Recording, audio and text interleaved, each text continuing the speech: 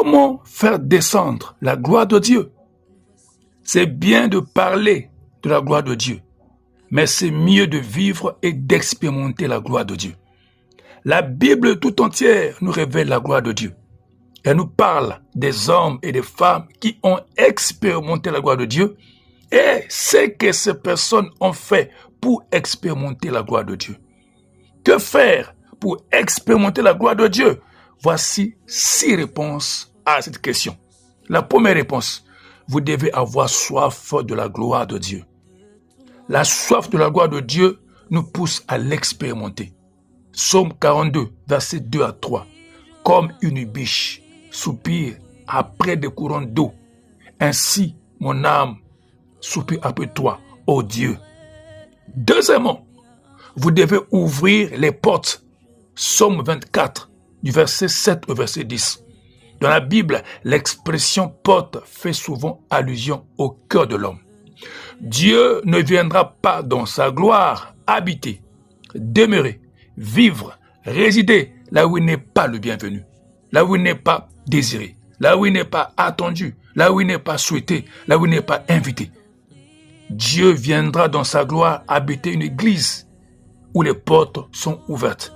La vie d'un croyant où les portes, c'est-à-dire le cœur est ouvert et bien disposé.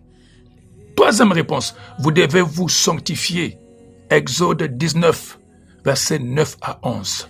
Si vous voulez accueillir la gloire de Dieu dans l'église, dans votre vie, dans votre maison, dans votre famille, il faut faire l'opération nettoyage des cœurs ou la toilette des cœurs. Matthieu 5, verset 8. Errez ceux qui ont le cœur pur, car ils verront Dieu. Quatrième réponse, vous devez prier et adorer Dieu. La soif de Dieu nous pousse à la recherche de Dieu. Et la recherche de Dieu nous donne accès à la gloire de Dieu. Psaume 42, verset 3. Mon âme a soif de Dieu vivant. Quand irai-je et paraîtrai-je devant la face de Dieu? Cinquième réponse, vous devez faire ce que l'Éternel vous ordonne. Lévitique 9, le verset 6.